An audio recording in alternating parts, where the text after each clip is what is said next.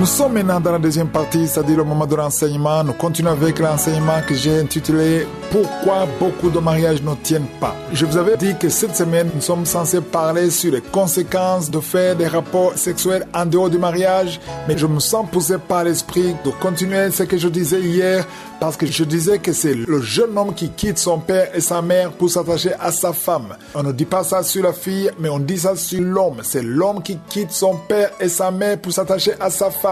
On ne dit pas que la fille quittera son père et sa mère. Je sais que ça peut créer un peu de confusion, mais j'ai essayé d'expliquer hier et je vais continuer parce qu'il n'y a pas assez de temps. J'ai expliqué que la fille est sous la tête de son père. Quand tu es à la maison, tu es sous la tête de ton père.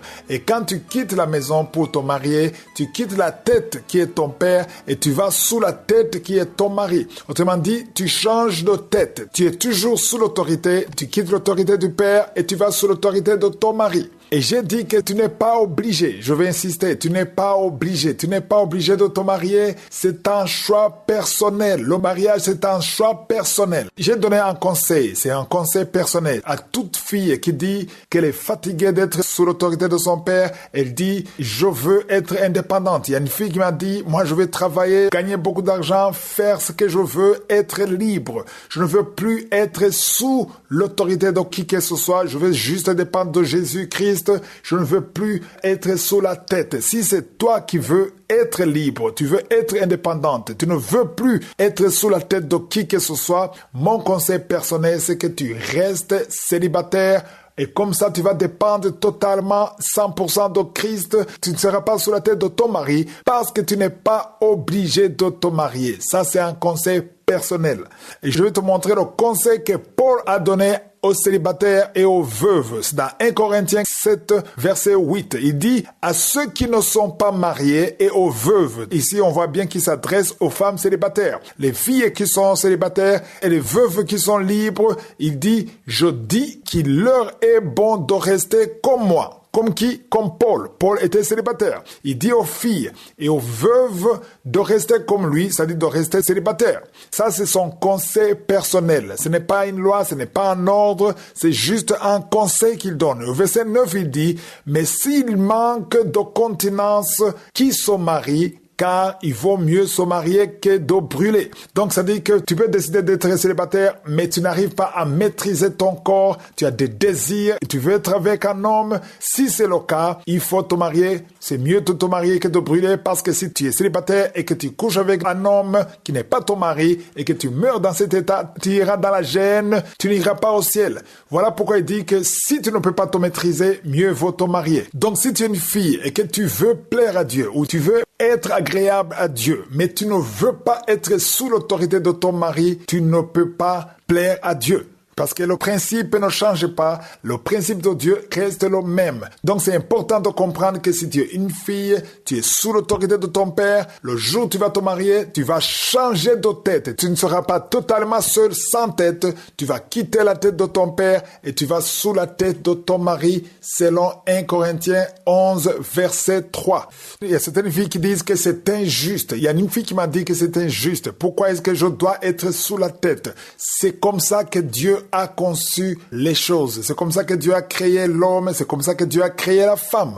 Donc ça dit que l'humilité, c'est d'accepter les principes divins sans les remettre en cause. Aussi, je dois dire quelque chose de très important, mais je vais encore y revenir quand on va parler des rapports sexuels en dehors du mariage. Une fille qui est vierge, c'est une richesse extraordinaire. Ça, je vais en parler après, parce que ce n'est pas juste physique, mais c'est spirituel. Plus tard, on verra qu'une fille qui est vierge, qui n'a jamais connu un homme, c'est une force, c'est une puissance spirituelle. Ça, on le verra. Voilà pourquoi aujourd'hui, on entend qu'il y a des satanistes qui violent des filles vierges parce qu'ils cherchent justement cette force spirituelle. Ça, on va en parler, mais j'aimerais préciser que même si tu as déjà couché avec un homme, tu as déjà perdu ta virginité, rien n'est perdu parce que Dieu peut restaurer ce qui a été brisé. Mais toi qui ne l'as pas encore fait, garde cette richesse. Je vais y revenir plus tard. Si je suis le vœu, demain nous allons en parler et je vous souhaite tous de passer une excellente journée.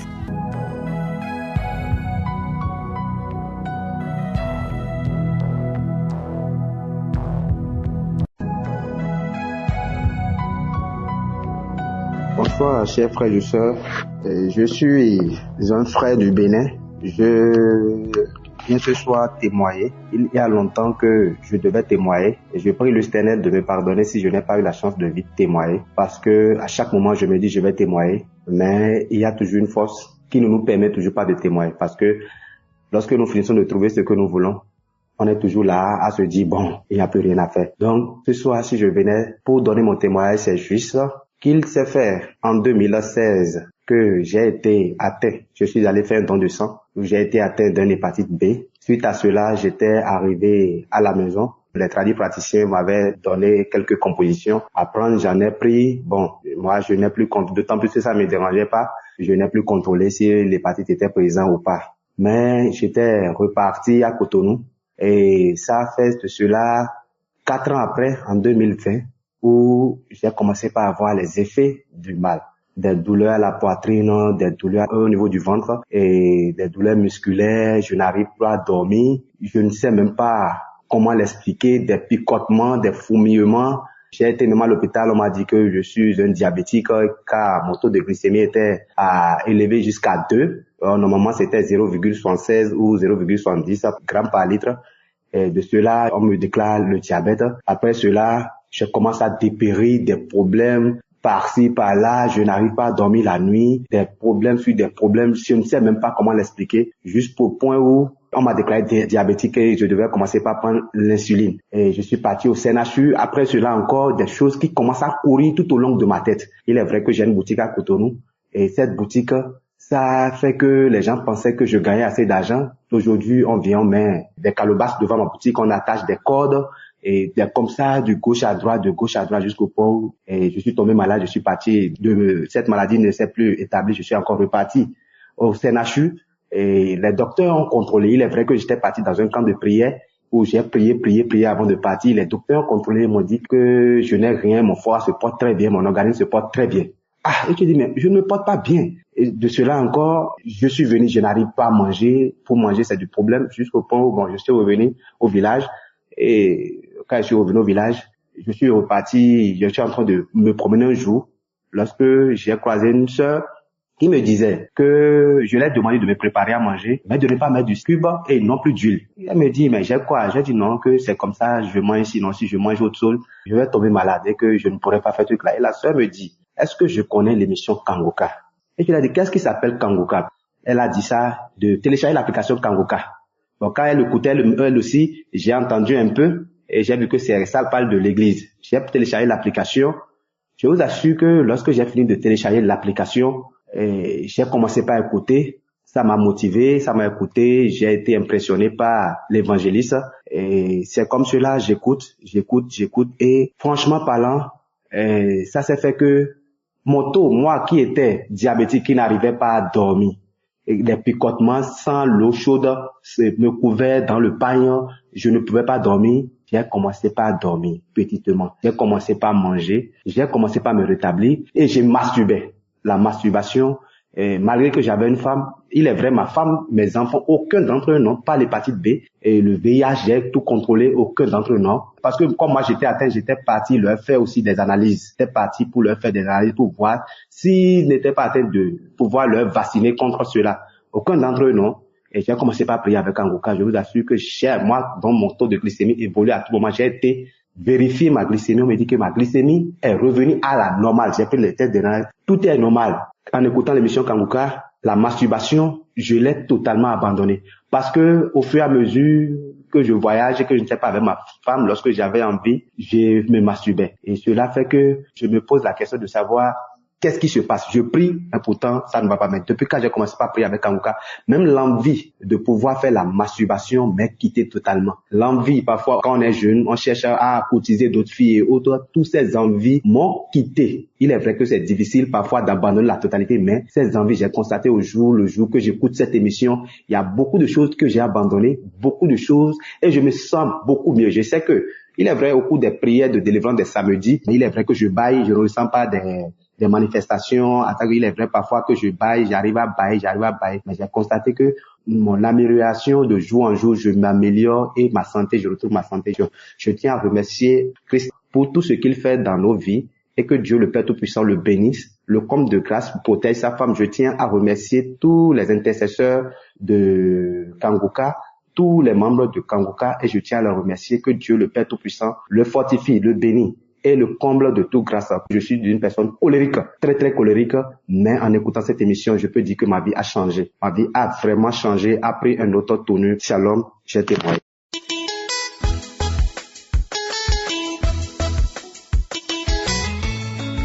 Bonsoir, chers frères en Christ. Moi, je suis camerounaise. Je vis au Cameroun. Je veux faire ce témoignage pour édifier les frères et sœurs. Moi, j'étais enceinte et pendant ma grossesse, on m'a prescrit des examens prénuptiaux que j'ai faits. Et pendant les examens, on m'a déclaré que j'ai l'hépatite B. Et mon mari, lui, il n'avait pas. Seigneur, j'ai failli piquer une crise. J'ai connu Kanguka par la fille de mon mari avec qui je vis à la maison. Et c'était en 2021. J'ai dit non, je vais suivre Kanguka. Je vais prier avec Kanguka et je vais guérir. Parce que à travers les témoignages des uns et des autres, il y a certains qui ont guéri. Pourquoi pas moi? C'est comme ça que j'ai prié avec Kanguka. J'ai suivi les témoignages de 11h, de 19h et les prières de samedi. Je ne les ratais pas. Je suis à l'hôpital. Ils m'ont prescrit un deuxième examen que j'ai fait. C'était toujours positif. J'ai dit, je ne vais pas perdre espoir. Je vais toujours prier avec Kanguka. Je suis encore à l'hôpital parce que le médecin avait mon état de grossesse. Il fallait qu'on s'assure que le virus n'atteigne pas l'enfant. Et il fallait me prescrire des examens plus profonds dont j'oublie comment je vais appeler ça. C'est le HE, je sais pas comment on appelle ça. Je suis allée, c'est le gynécologue qui m'a prescrit cet examen. Je suis partie, je l'ai fait. Et il m'a dit que si cet examen est positif, je vais subir une opération. Parce que si j'accouche par voie basse, mon bébé sera transmis, aura le virus. J'ai dit, Seigneur, je ne veux pas subir l'opération. Je sais que je vais guérir. Je me suis mise à prier. Je n'avais pas encore pris le résultat des examens, mais j'avais déjà fait l'examen. Le jour où je devais prendre le résultat des examens, je tiens à me rappeler que mon mari n'a pas la maladie. Donc, lui, il n'est pas malade. Le jour où j'ai tiré le résultat des examens, j'ai eu peur d'ouvrir l'enveloppe. J'ai pris, j'ai mis dans mon sac. Je suis allée à la maison. J'ai remis à mon époux. C'est lui qui a ouvert. C'était négatif. Je suis retournée à l'hôpital, mais je n'étais pas toujours convaincue. Je suis retournée à l'hôpital voir le gynécologue. Seigneur, j'étais soulagée. J'ai dit, enfin mon Dieu, je ne pourrai pas subir l'opération. Je vais accoucher par voie basse normalement. Merci Seigneur. J'ai dit, merci Seigneur pour cette guérison. Je ne vais pas me décourager. J'ai confiance en Dieu. Mes frères et sœurs, ne nous décourageons pas. Merci.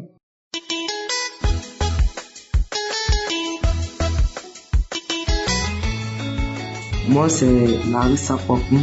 Je viens de témoigner pour la faveur de Dieu qui était sur ma vie, de la faveur que Dieu a fait à ma vie. J'ai connu Kanguka à travers un collègue de travail qui m'avait donné l'application que je coupais parce que ma vie était bouleversée à travers de plusieurs maladies. Mais dans ça, les docteurs ont constaté que j'avais le protocole de rein. En même temps, j'avais le parti B. Mais grâce à Dieu, à travers mon collègue, j'écoutais Kanguka souvent. Même si je me décourageais, j'écoutais souvent. Mais en une chose, ça m'a remonté parce que à travers des témoignages, je me suis mis à écouter Kanguka à ceux qui souffraient de l'hépatite B. Et ces personnes qui rendaient leurs témoignages, et moi je disais, Seigneur, à quand mon tour? Et j'ai commencé à ne plus désespérer et j'ai continué à écouter Kanguka à travers des personnes, à travers des témoignages, à travers de tout ceux qui témoignaient contre l'hépatite B, que Dieu les a guéris. Et en toute chose, je me suis posé la question, Seigneur, si tu as pu guérir mes frères, mes pères, est-ce que tu peux les guérir aussi? Parce que je suis ta fille aussi. Et cela, j'écoutais Kanguka. Après ça, je suis venu, je me suis dit, je suis tombé malade. Après encore, je suis reparti encore à l'hôpital. Je me suis dit que c'était un paluche. Donc je me suis dit, comme mon docteur m'avait donné la fiche pour faire une vérification au niveau de l'hépatite B, donc j'ai pris cela et je suis allé et j'ai dit, bon, je vais faire le contrôle de l'hépatite B. Mais comme Dieu, il est grand, il est merveilleux, où là même que l'homme dit c'est impossible, mais c'est pas impossible à Dieu. Parce que l'homme peut se limiter, mais la main de Dieu ne peut pas se limiter. Et Dieu, par sa faveur, il a fait faveur à ma vie. Il m'a guéri de l'hépatite B. Il m'a guéri de ce virus qui tourmentait ma vie. Et que je ne croyais pas que Dieu pouvait me donner une nouvelle chance. Il m'a guéri de cette maladie. En toutes choses, en toutes les personnes qui écoutent Kanguka, je lui dis merci à Christ. Merci à tous les intercesseurs. Merci à la femme que Dieu aussi a mis dans sa vie, qui intercède aussi pour lui et à côté de lui. Merci pour tout ce que tu fais pour nous. Que Dieu même te donne cette force de continuer cette bataille. Parce que c'est à travers cette application que je me suis mis à écouter et que j'ai remonté ma vie. Et Dieu m'a fait cette grâce de me guérir de cette maladie, de l'hépatite B. Je ne pouvais pas garder ce témoignage. Et je vais dire à toutes mes frères et sœurs, n'abandonnez pas. Même si tout est difficile, n'abandonnez pas. Parce que le Dieu qui est là-haut, connaît chaque problème de toute personne. Même si on dit, c'est fini pour toi, ne désespérez pas. Croyez toujours en Dieu. Parce qu'il est le Alpha et l'Oméga. Et quand il lui dit, il le fait. Ne vous découragez pas, quel que soit le résultat qu'ils vont vous donner, ne vous découragez pas. Parce que où là que je suis en train de vous dire, j'avais plus de 5 maladies dans mon corps. Mais cela, jusqu'à présent, je vis, mais Dieu m'a guéri de l'hépatite B. Il faudrait que je vienne témoigner en son nom, pour lui dire merci pour tout ce qu'il fait pour moi. Merci.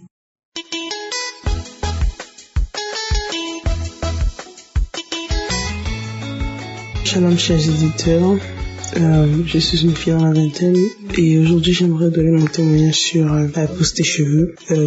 Il y a de cela environ 1 an, en novembre 2023, j'avais des cheveux qui tombaient tout seuls. Même à peine je les peignais, j'avais énormément de cheveux qui tombaient. Et à cette période-là, j'avais ce qui causait de la difficulté même pour moi de pouvoir me tresser comme toutes les jeunes filles de mon âge se tressent. Donc, ce qui faisait même que me poussait à porter même des perruques parce que j'avais pas des cheveux assez solides pour pouvoir même me tresser.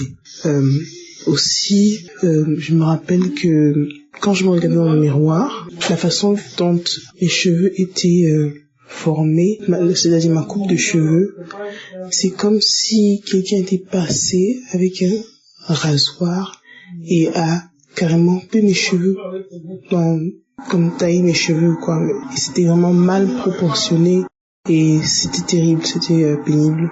Mais en novembre 2023, j'ai aussi tout rasé mes cheveux. Mais en même temps, entre-temps, j'écoutais l'émission de Kanguka. J'ai prié surtout aussi sur mes cheveux, que le Seigneur m'aide à pouvoir faire pousser mes cheveux de la bonne manière, que je puisse avoir les cheveux de toutes les filles de mon âge, qui peuvent se tresser normalement. Et donc j'ai taillé mes cheveux et j'ai continué d'écouter Kanguka. Je suis même allée à la croisade de Douala, là où j'ai aussi pu prier. Mais en revenant de la croisade, j'ai continué de mettre de l'huile sur ma tête parce que à ce moment-là j'avais pas de cheveux.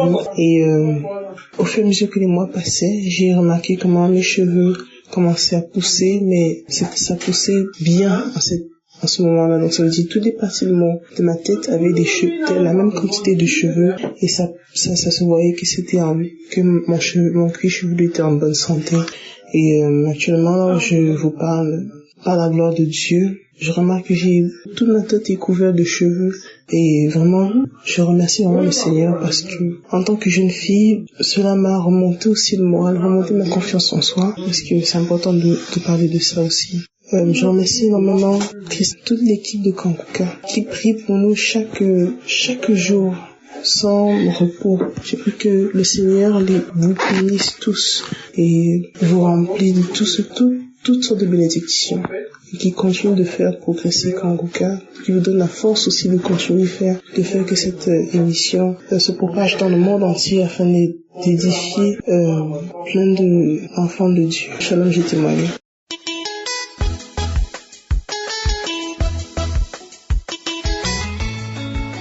Chers frères et sœurs, il est 3h22. Je suis une femme béninoise. Je ne peux pas dormir cette nuit sans témoigner les bienfaits, les merveilles de Dieu, les merveilles du Seigneur Jésus-Christ dans ma vie cette nuit. Oh, je suis malade. Je souffre beaucoup de maladies. Éternel, quand tu me fais des merveilles au jour le jour, je vais témoigner de ce que le Seigneur m'a fait cette nuit. Et j'ai reçu du Kanguka par la bière d'une petite sœur qui vit au Bénin. Éternel, quand tu es merveilleux, il y a Dieu dans Kanguka. Éternel, quand tu es, merci. Merci pour ta main puissante de ma vie. Merci, Éternel, quand tu pour tout ce que tu me fais. L'Éternel m'a visité encore cette nuit. Je dormais. Je fais souvent de veiller pour tout décharger et jouer les prières de samedi. Aujourd'hui, je suis fatigué et je n'ai pas veillé. J'ai entendu la dernière prière vers 22h, 23h et je me suis endormi. Une douleur atroce m'a réveillé. Vers 2h du matin, je me suis réveillé avec une douleur atroce dans mes membres inférieurs. Je ne peux même pas soulever les pieds. La douleur a quitté mes jambes jusqu'aux chevilles. Éternel grand Dieu, personne ne peut imaginer cette douleur. Je ne peux même pas me mettre à genoux. Je ne peux même pas me mettre debout. Oh, je souffrais depuis des marches de douleur au niveau de mes hanches. Éternel grand Dieu, oh merci. Merci pour tout ce que tu m'as fait. Je n'ai même pas l'argent pour aller me faire traiter. J'ai été à l'hôpital depuis plus de 8 mois. On m'a dit de faire radio. Je n'ai pas l'argent pour faire la radio. Mais je suis à la maison, j'ai pris Kanguka. Cette nuit, la douleur a commencé de hanches jusqu'aux chevilles. Je me suis réveillé, j'ai dit que, il est l'heure de paralyser maintenant. Éternel quand tu ne peux pas accepter. Tu aussi ne peux pas accepter de te paralyser. Subitement, ça a commencé avec les 2 bras. Je criais, j'appelle l'Éternel. J'ai dit, Éternel grand Dieu, je suis avec toi. Je ne peux jamais te paralyser. Délivre-moi, guéris-moi. J'ai allumé Kanguka. J'ai écouté. Il y a beaucoup de témoignages sur le paralysie et les guérisons instantanées. J'ai dit, Seigneur, tu as fait à mes frères et à mes sœurs. Éternel, fait pour moi. Agis dans mon corps. Je ne peux pas dire que je prie Kanguka, je suis paralysé. Tu m'as fait beaucoup de choses. Et ça m'a guéri de beaucoup de maladies. Mais aujourd'hui, là, tu ne peux pas me laisser. Oh, je vais te parler de paralysie. À qui?